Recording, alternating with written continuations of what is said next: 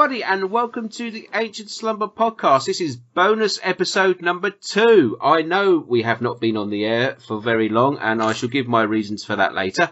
So, joining me today for a little chat about a little film you may have heard of called Halloween is my friend Gore Blimey. Hello, Gore.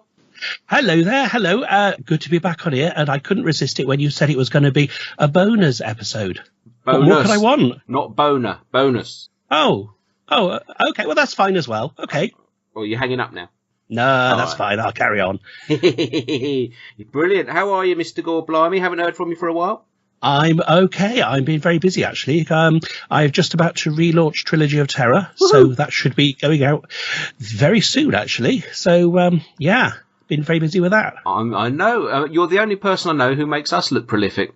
I get enough stick from the Strange and Deadly podcast about my episode releases. Thank you very much. And we've had a new one from them this week as well. I know, even they pulled a finger out. Yeah, I didn't even know it was in.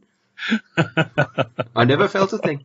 Oh dear. So yeah, Myron's not with us today because I've sent him on a mission. I've sent him off with a DVD, some 24-hour footage from a local car park. I told him it was a new Paranormal Activity. Does that keep him happy? That'll keep him happy. Oh, aren't I horrible to him, picking on him when he's not here? Oh, he'll probably love it anyway. He will. And I'm pretty sure he hasn't seen the film we're talking about, which is Halloween. So, this is going to be exciting because you saw this at a film festival, didn't you? I did. I was at Celluloid Screams recently, and it was on the opening night, so it was the second film they showed. So, yeah, very excited to see this. Ooh, out of interest, what was the first film they showed? The first film was Mandy with Nicolas Cage. I haven't seen that yet. Haven't you? No. Okay. I believe it's coming to... Is it Netflix or Shudder, one of them? I don't know. Quite possibly. I'm pretty sure it is. I've read somewhere. So yeah. I shall catch up with that. Yeah, I've heard a lot of varying things about that. Yeah. You'll hear even more of them when you listen to my next episode. Oh, well, I look forward to that. While we're on the subject of Celluloid Screams, I went to Fright Fest in the summer. Oh, yeah. Because you go up while I go down. So, Well, you go to Sheffield and I go to London. And I saw, and I know you saw, Puppet Master, The Littlest Reich. Oh, yes. And I just wanted to get a quick opinion from you on it. I really enjoyed it. I thought it was really good fun. It's surprising how gory a film can be when the baddies are little tiny puppet things. I mean, admittedly, they're little Nazi puppet things and all that, but it was surprisingly gory and very, very dark humour. But it's not like a classic by any means. No. But no, it's a good, get a pizza, sit in front of the telly and watch it and enjoy it. It's that sort of thing. Oh, it's good fun. I liked it. I loved it. It was the best thing I saw at Fright Fest. So I did like your little comment on Twitter about how you thought it was very me. God, it's got you running right through it like a stick of Blackpool Rock. Yeah. Gore. What was it you said? Something like Gore, nudity, Nazis. It's very me. Oh, thanks very much. I know you too well, I think. No, not well enough, sir. Not well enough. Right. Shall I give out some little bit of information on this Halloween and then we can get stuck in? Okay. Okay, so Halloween 2018. I shall play a quick trailer. Here we go. I've waited for him.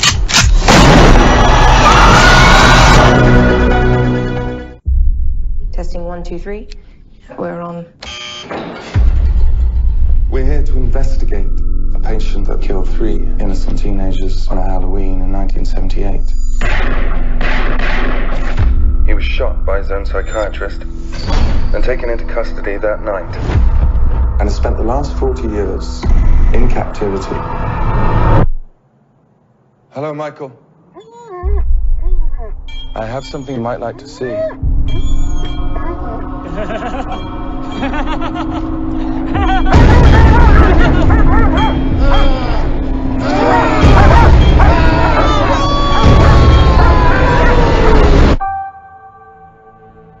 Everyone in my family turns into a nutcase this time of year. Yeah, I mean, your grandmother is Laurie Strode.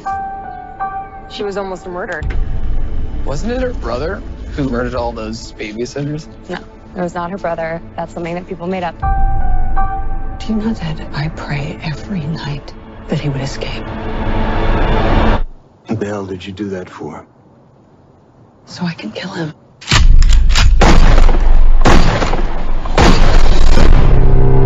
Dad, look out! The bus crashed. Mom, what bus crash? Michael escaped.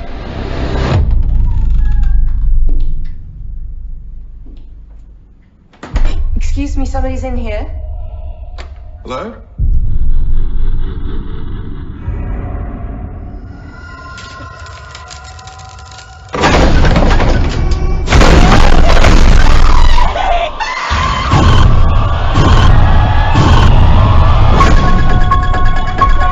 He's waited for this night. He's waited for me. I've waited for him. Get out! Go home! Get inside!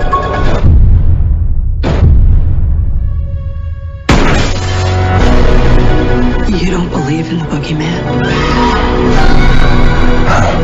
He's here! Michael! You should. Can you close the closet door?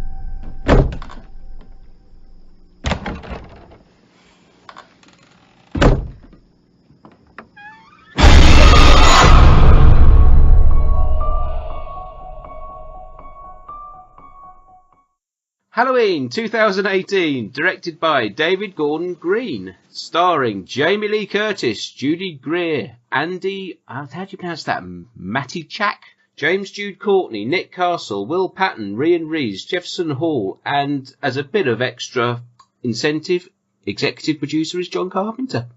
Ooh, ooh, that was good, wasn't it? And... Oh, I've got the giggles now.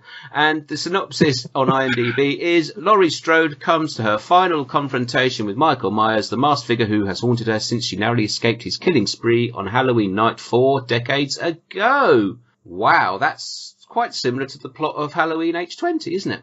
I guess, yes. So it's the second final confrontation. Yeah. Although, to be fair, it completely ignores everything after Halloween. Well, so do I. All the sequels, the remakes, and everything. It just ignores a whole lot of them. Well, I say it ignores them. I mean, it makes little nods to them through the film, but it ignores all the kind of, the sort of ridiculous plot twists and things they've added to make each of theirs a bit more original, or bringing in rappers and celebs rappers. And things. And, so it ignores all of that nonsense and just carries straight on from the first one. It gets back to the meat of the story. Yeah. So let's preface this by saying we are going to spoil this, so all spoilers all the time. If you don't want to know what happens, then you've probably never seen a Halloween film before then, really, because it's quite obvious what happens. But we are going to spoil it, so go watch the film, then come back to it. Right. This is going to be interesting because I have no idea what you think of this film. I know, I've been pretty quiet on this one. You have, yeah, so I don't know which way you're going to go. Sometimes that's a bonus. All right. First of all, I'm going to say the thing that impressed me about this film is the look and the feel of it. Yes, completely agree with you on that one. Right from the very opening credits, even. They nailed it. They got the exact same opening credits, the font, the colour. I loved it. Yeah, I love the pumpkin, but they did a sort of like the pumpkin kind of falling apart, but filmed backwards. So it's sort of like it's rebuilding itself. I thought that was really clever, but yeah, it's very much, there's a lot of stuff that's just like the original. Yes. Oh, yes. They definitely want to remind you that there's a better film. There's another film where this comes from. That was a little Freudian slip there, wasn't it? Mm. Yeah. Yeah. Like you said, there are lots of nods to the original series, not just the original film. Yeah. But yeah, it's basic. It's Jamie Lee Curtis playing Laurie Strode 40 years later.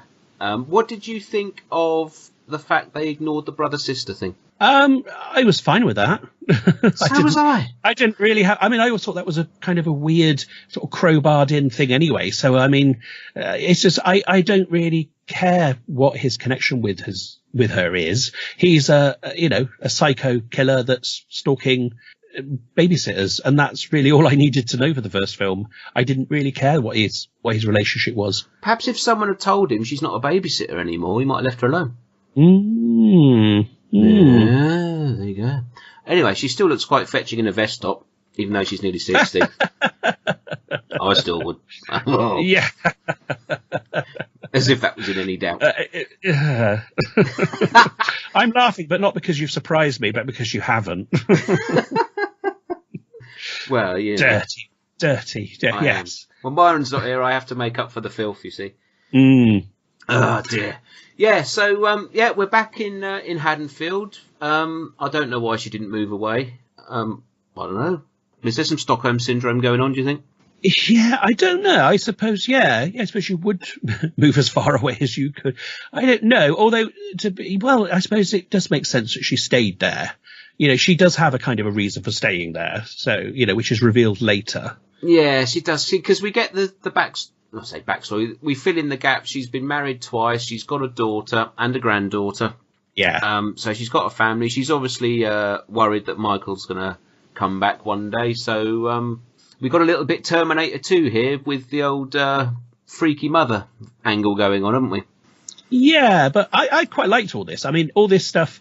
It's like in a slasher film, normally you get the final girl. They survive this horrible traumatic experience, and then you don't really hear anything more of them. So this is looking at what actually happens further down the line. So 40 years later, where would they be? And in this case, here they are. They obviously suffered PTSD and psychological stuff, and but it's also stuff like how it affects their relationships with other people and the families and stuff. Their mental state and all this. And I quite liked all that. It gave her a lot more depth than just screaming and running away from a killer. I thought was really good. It fleshed out her character, didn't it? And it wasn't just a retread of her, like you say, 40 years ago. She was sort of the, what's the word? What's that American phrase? Sort of a cookie cutter type person, wasn't she? Yeah. Which she certainly isn't now. I mean, it's no. It's given her all this sort of, it's fleshed her out. Although with Jamie Lee Curtis, I mean, from what I've seen her in other films, she doesn't need a lot of fleshing out. But, I really liked all that, and I liked that she has this relationship with her daughter and granddaughter that's a bit sort of strained. Yes. I mean, they're not all that sympathetic to her. I mean, the poor woman's been through this horrific ordeal and everything like that, and so she's going to be a bit damaged. And even the granddaughter, who you think is going to be the most sensitive, says to her at one point, she says, "Say goodbye to Michael and get over it." That's not very sympathetic at all. The poor woman was almost killed by a psycho killer, So, I liked all that. That angle I thought was really good. They didn't just give you a damsel in distress, running around and screaming. I thought that was really good. I think the fact that line came from the granddaughter, I think I may be reading too much into it, but they're obviously trying to pass the baton on to the new generation. Yeah. And is that a younger person's way of talking to an older person? You know how, when you're a kid, your things that your grandparents did, you view it as old and, World War II was 40 years ago, get over it, Yeah. Being flippant about it, but that's, and I just think maybe that's just the sort of the way that the granddaughter would be. Possibly. I mean, it's interesting you say about the passing the baton on and stuff like this. I mean, whether or not she's being, she's like a sort of a younger version of Laurie. I don't know, because there's a couple of clues that make me think that is, one is that they deliberately cast someone that was unknown, which is what they did with Jamie Lee Curtis. They didn't want a big name in that role. And the granddaughter, they deliberately did the same thing. But also just a little thing, like I liked, there was a scene near the beginning where you've got, I can't remember the granddaughter's name, but her and two of her friends walking along with their books, walking to school. And it's just like a scene where Laurie and her two friends are walking to school. That's right. Yeah. Except it's a boy and a girl rather than two girls, and I thought, that's almost setting her up as if she's Laurie, so I might be reading too much into it, but I just thought, that's quite interesting there. So whether they're going to go in that direction, I don't know. In the future, I wouldn't know. Well, you could extend that really, because you had this whole sort of not a subplot as such, but she had her own little storyline with her boyfriend. Alison, her name is, by the way. And, Right. you know, because in the original, Laurie was a virgin. She was not scared of boys, but she had that boy that she admired, but she'd never sort of been out That's with right, and all that yeah. sort of stuff. And in Alison in this, they're really playing up the boyfriend angle. They are, yeah. They're at the prom or something, aren't they? And then when they're supposed to, you know, go off and sleep with their girlfriend, boyfriend, whatever, but it doesn't get that far because something happens. Well, I quite like that she's very far from shy with him, you know, and they're very different in their attitudes and stuff. So, Yeah. I mean, there's the fancy dress thing. Is that the bit you mean when they go sort of to this party fancy dress? And they decide to go as Bonnie and Clyde, which is probably not the most sensitive thing to, when you've got a grandmother that survived a serial killer, to go off as sort of like infamous killers who end up being shot and stuff, Bonnie and Clyde. But also, I like the twist where they did go dressed as Bonnie and Clyde, but he was dressed as the woman and she was dressed as the man. So I saw that coming a mile off. Did you? I didn't expect that. Yeah, because they made too much of a point of saying, "Oh, we're Bonnie and Clyde, but with a twist." Hey, well, what else are you going to do? You know. Well, I don't know. I was busy thinking, well, that's big enough twist as it is, you know, telling them. Yeah, but anyway. How about if they'd have gone as Laurie and Michael? Oh, God. Well, they could have played up the local legend angle, couldn't it? Yeah, that probably would have been the only thing that would have been less good taste.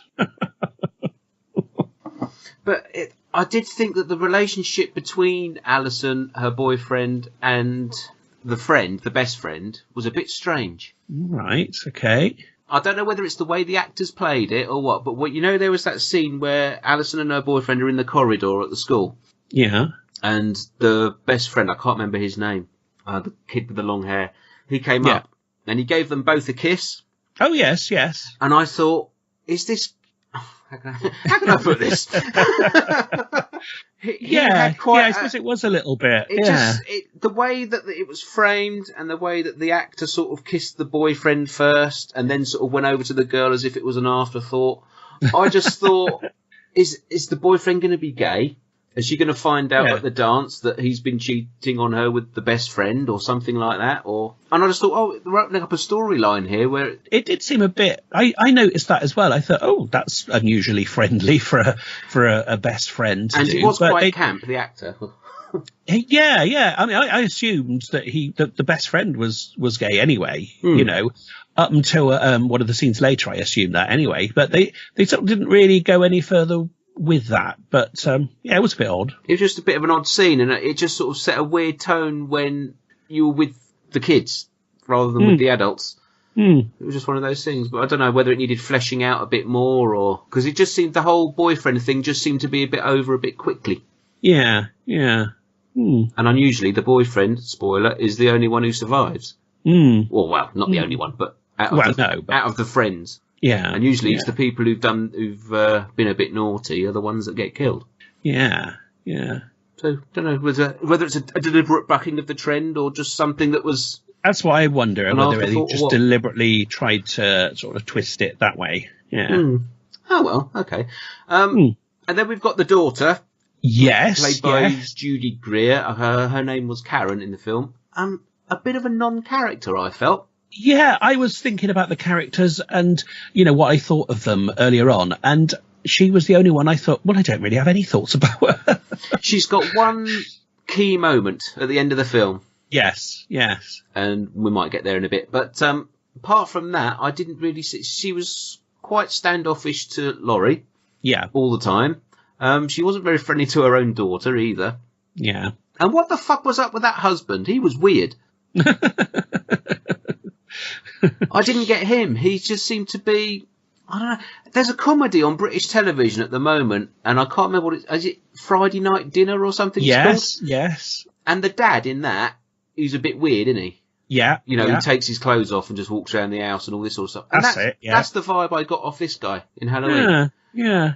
they didn't really make that much of an impression on me, to be honest. I mean, I get that the mother was a bit funny about Laurie because of obviously when she was bringing them up, all the background had affected her and this overcautious, overprotective stuff, I guess.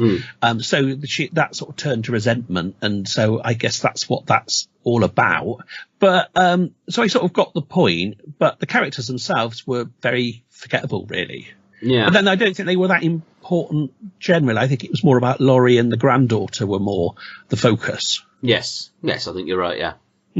Yeah, strange. The other main character I wanted to mention is, I call him the Donald Pleasance replacement. Yes. And Laurie actually calls him at one point. She said something like, "You're the new Loomis."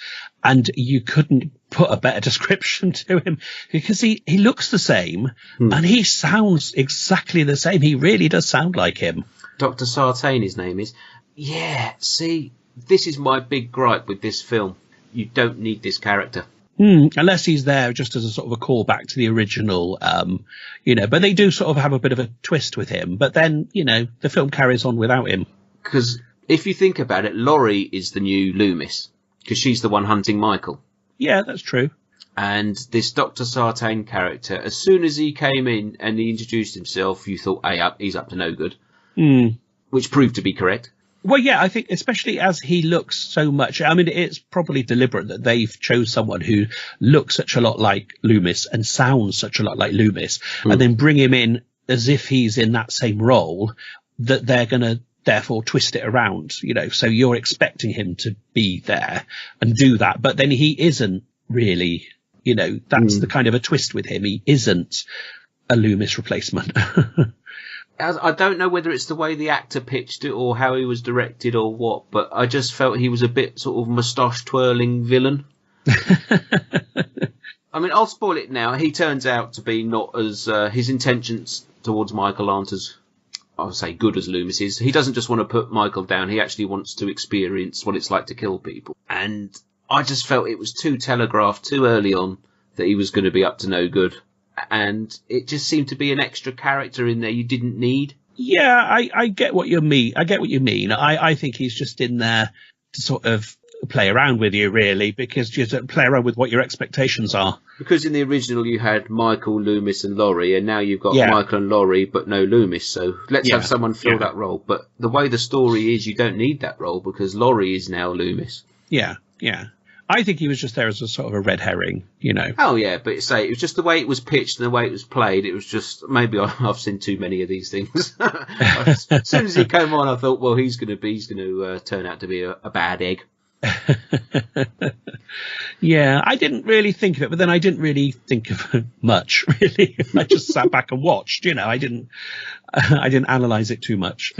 No, I didn't. This is all stuff that happened afterwards, really, because while I was watching it, I was just, let's say, just sit back, let it wash over me and see how I come away with it. And then I come away and I thought, yeah, that was all right. That was a Halloween film, wasn't it? And then over the week since I've seen it, I've just started picking at it. Okay, right, yeah. That character really bothers me now. No, it didn't bother me too much, but I take your point. Okay. So that's our main characters, really. Laurie, Michael, the doctor, the kids. There you go. Yeah. Right. I wanted to mention one scene, my standout scene, which I absolutely loved. Oh, yeah. Tell me about your standout. Go on. And most people have seen my standout, to be honest. I'm so glad you haven't got your webcam on. But that's enough of that. The bit of Halloween I liked was... no, it was in one of the trailers, actually. It's the when Michael comes back to Haddonfield. Yeah. And he walks into the person's garage and picks up the hammer. Oh, yes. I loved that. It was just the way the camera followed him through all the houses. Yeah, it's like sort of one big, long take kind of thing as he walks through. Yes. Why wasn't there more of that?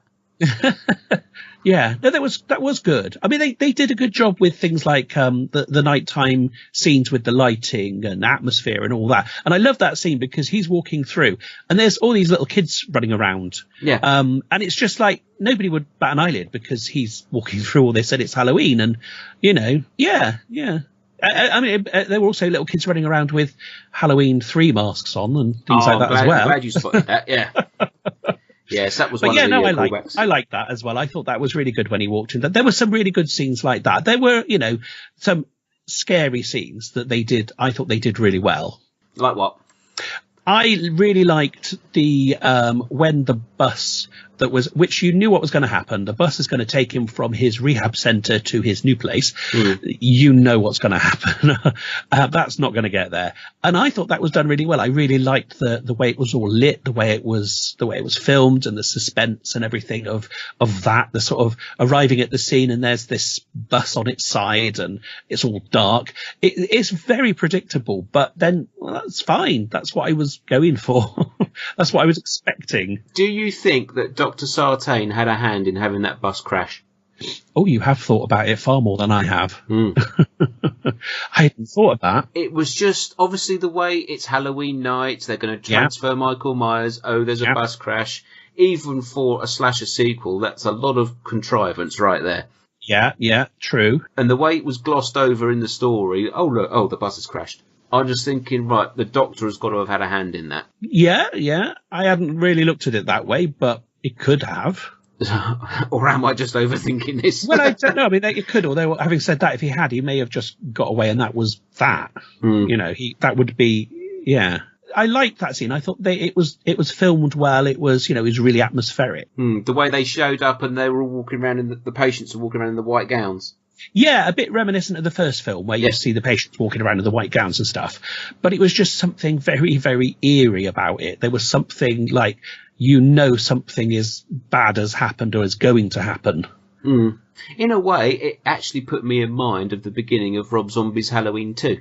Oh, right, I've not seen that. So Have you not seen it? No.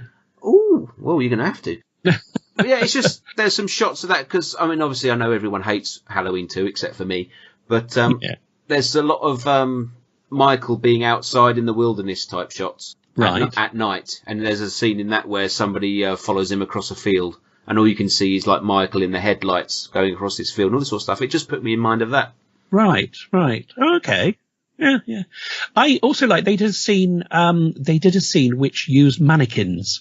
And I thought that was really good. It's a really simple idea, but it's just really creepy. It was. I thought that was good. But then you have to think, why has Laurie Strode got a house full of things that Michael can hide behind? Yeah. Surely you'd want him out in the open. True. I think, again, you might be thinking a bit too... This is a slasher film. You might be thinking a bit too much about some of these things. Trouble is, this is all post-Scream now, isn't it? We've all got to think about these things. Yeah. But saying that, if you look at if this film writes off the continuity of the series as it was, then the people in this film aren't really aware of slasher films, are they? Oh, that's getting very meta. I know. Yeah. I'm getting philosophical here. God. Yeah. Yeah. God. There you go. Something else to think about on another level now. Yeah, and there was me thinking I was just going to go watch someone stab people and things like that. Well, we did watch someone stab people because the kills in this are very good. Yeah. Lots of gore, which I liked, but it wasn't Saw levels of gore.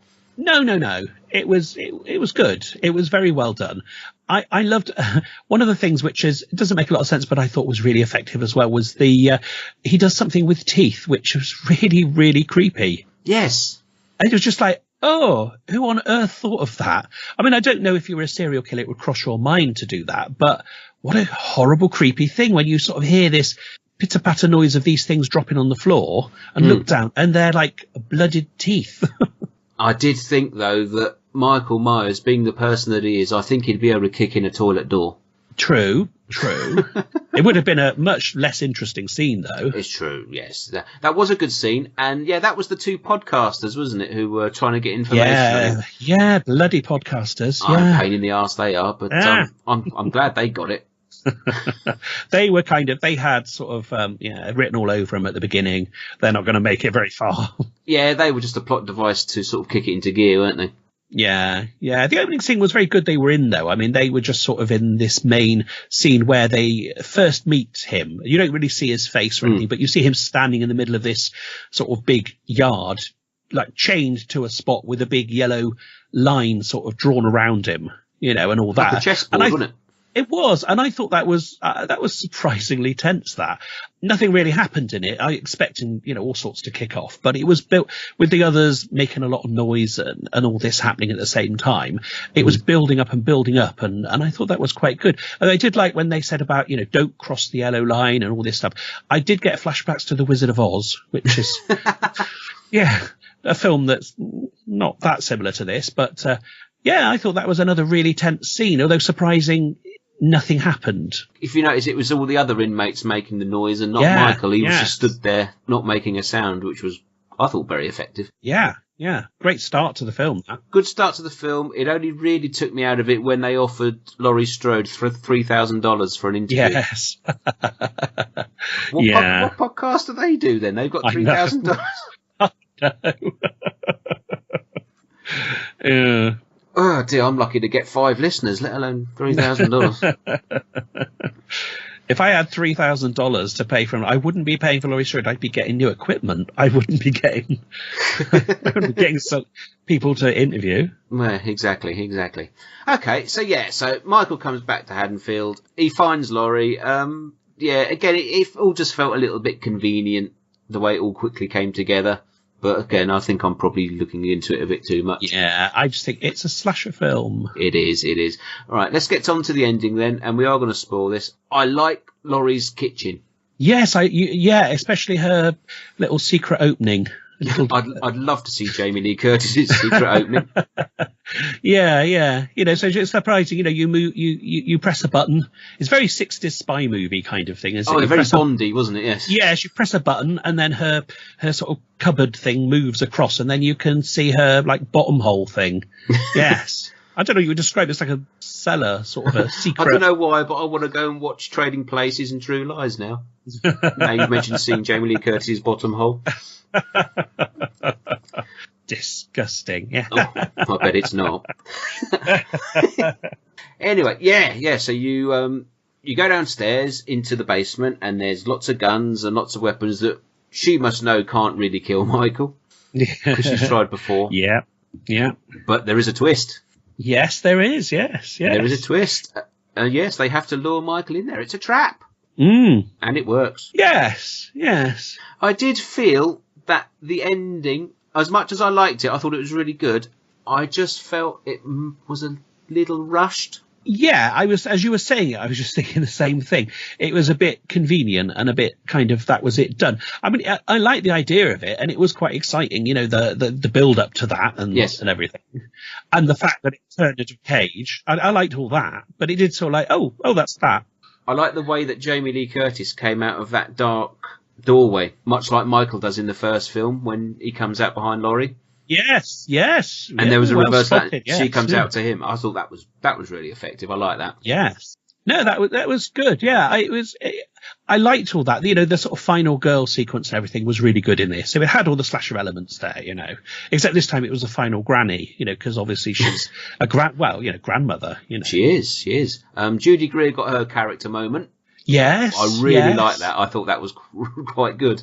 Yes. She sort of plays the victim and says she's calling for her mother and Mummy, help me, blah. And Michael suddenly appears and she raises her rifle and says, gotcha.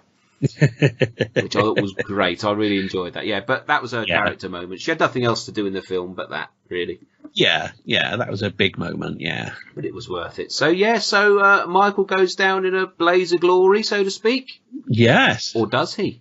Because we don't see a body. No. And there are rumours about them making another sequel and to this and stuff. So it will have made a lot of money. It has made a lot of money. Yes, yeah. So I'm pretty sure there's going to be a sequel. I saw a statistic today that said in 2007 Rob Zombie's Halloween made 26 million in its first weekend. Oh. And this Halloween has made 32 million on its second weekend. God. Wow. That's impressive for a film like this. Oh, absolutely. Yeah. How would you feel about a sequel? Hard to say, really. I'd almost definitely go and watch it. Oh, yeah. But whether I'd actually believe it was going to be any good or not, I don't know. I mean, it all depends on who's involved and, you know, in the writing and directing as well as the starring, you know. Well, I don't know. I mean, I really enjoyed it. I don't feel there has to be a sequel to it, but I would almost certainly watch it anyway. I mean, one of the things I liked about this is that it was a slasher movie, and it was unashamedly a slasher movie. It didn't feel the need to dress it up in irony and humor and lots of meta stuff. I mean, there's bits in there, but it didn't feel that it had to do that or add any other things or feel like it had to go in a completely different direction or add anything new. It's like, no, it just went back to basics, you know, and it just did what the first film did. Yes. You know, and because of that, because it stuck to that, it gave me what I wanted rather than giving me something that was what someone, I don't know, tried to make different. It just gave me what it was. And for me, I thought it made it, you know, in the Halloween series, it was a strong entry. And I mean, if you know me, I do like a strong entry. I've heard you force your way into a lot of entries. Yes. Okay. Well, that said, how do you feel this shapes up against Halloween H20? Been a long, long time since I've seen H20, to be completely honest. So my memories of that are very fuzzy. I don't know. I think this made more of an impression on me than that did. You know, that's about as far as I can say, really. Because I think I did do my ranking of it on Twitter. You did what? Sorry? Ranking with an R. I thought you were talking about Jamie in Trading Places and stuff like that again. I should be doing that later. And yeah, and I think I like this. I don't know if I like it better than H20. I think it is better, technically. Yeah, definitely. I like the atmosphere and the setting and the way it goes back to the first film. But I didn't feel as invested in this as I did in H20. Okay. For some reason. I don't know why. I just felt more invested in Laurie and Michael in that film. I don't know why. No, I don't. I prefer the Michael Myers in the new one. Well, he's the original one, isn't he? He's the same actor that was in the original. Only for some scenes. Yes. But I like that they brought him back. I thought that was good because he must be about, I don't know how old, 70? He's about 70, I think. Yeah. Yeah. And also, of course, you haven't seen the Rob Zombie ones, have you? No. Oh, I can't ask you how that compares then, can I? All right, forget everything I've ever said then. Right. You're going to have to watch them, you know. Yeah. Okay. Why don't you want to? I don't know. I've never been that. I don't know. I've just never been that. Never felt the need to go out and watch them. I don't know. You might enjoy it. I do. I'm not saying I wouldn't. Don't feel obliged to. I'm just asking. No, it's just you're the only person that seems to like them. That's not really a thing that encourages me to go and see them. Well, thanks very much. I've actually got both of them on DVD. I just haven't actually sat and watched them yet. That's all. There must be you know, a plan to watch them at some point or other. I just haven't done it. That's interesting, actually, because the version that's on DVD in the UK of Halloween 2 is the theatrical cut. And that's the worst cut. Oh, right. Okay. It's the director's cut that makes the difference on that one. Right.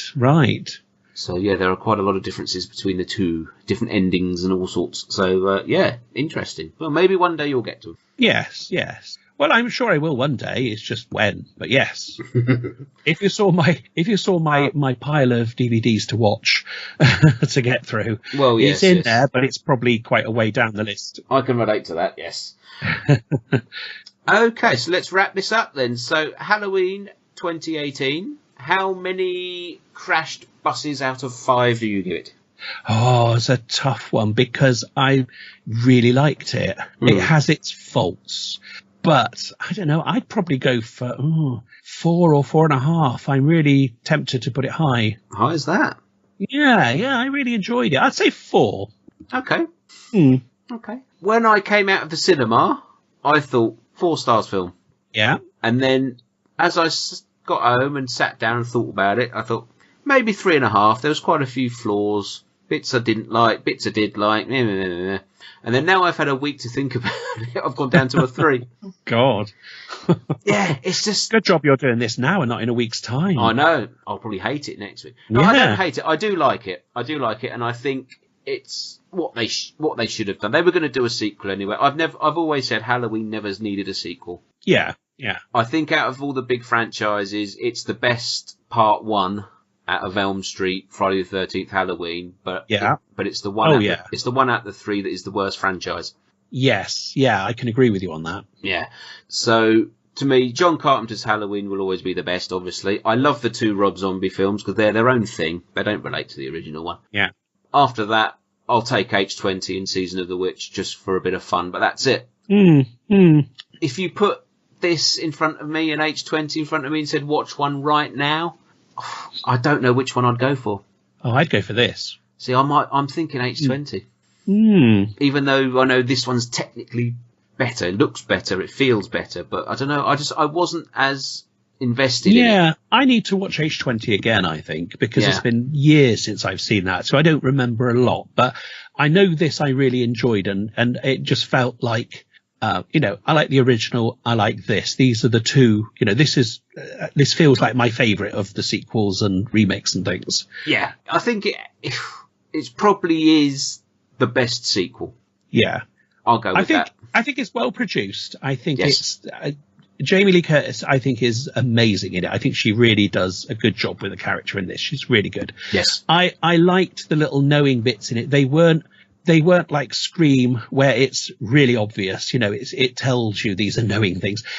They were subtle enough. If you see them, you see them. If you don't, you don't. It doesn't matter. Yeah, if you weren't familiar with the original film, then it wouldn't matter. No, but if you are, you might spot them, and it's fun, It was genuinely scary and tense in several of the scenes, which is what I wanted, and it looked good. It ticked all the boxes for me. It was a slasher. It didn't try to be anything else. It's what it was, and I think it did that really well. So that's why I really liked it. I really like this, and this is one I would go and find on Blu-ray when it comes out. Well, I will anyway, because I've got all the others. Yeah. I've already pre-ordered it, and on DVD. I'm a collector, I can't help it. Both Blu-ray and DVD. Yeah, I've got this weird collecting gene in me, and there are certain franchises where I have to own Blu-ray and DVD. Because in my head, I might get stranded somewhere with only my portable DVD player for company. And I might need to watch it. So, well, no. Plus, I can put a copy of DVD onto my iPod. That's true. I can't put a Blu-ray, but I think if they were to re-edit this without the Doctor character in, I'd probably be a lot more favourable for it. But he really did drag it down for me. Okay, I didn't mind him that much. But, fair enough. Apart from that. But, I like Michael Myers in it. I like Jamie Lee Curtis. So I like the look of it. And the little boy, Julian, we didn't mention him. Oh, wait, that was the babysitter one. Was that the one? Yeah, the little kid who he was good, Michael in the cupboard. Yeah. He was very good little actor, actually. Yes, I imagine he's going to pop up in some more horror films. Or he'll get snapped up. Yeah. Excellent. Okay, so you liked it more than me, but I still liked it. I'll be interested to hear what Myron thinks of it when he finally gets round to it. So I'm sure he will tell us when he's finished with his car park video. I know. Aren't I rotten? Oh well, brilliant. So that wraps up our little chat then, really. So brilliant. When's your next show out? Can you tell us? Very soon, actually. I'm in the middle of editing at the moment, so hopefully it will be very, very soon. But in the meantime, I've got a new website, so you can find out more about the podcast there, which is on trilogyofterrorpodcast.com. So it will be put up there when it's ready, but it will also be available on the usual, iTunes, Apple Podcasts, and I'm on Twitter as well. You can find out on there when it's coming out if anyone wants to, at I am Gore Blimey, all one word. So, keep an eye out. It should be soon. Excellent. And, if you want to get in touch with me or Myron, we are available on... What's my fucking email address? ancientslumberpodcast@gmail.com, and we are on Twitter at ancient_slumber. I promise you there will be some more Ancient Slumber related stuff coming in the future. As to when it is, I cannot tell you, but there is more stuff coming. So if you are subscribed to the feed, do keep subscribing. Thank you very much. Let's say goodbye then. Bye. Bye.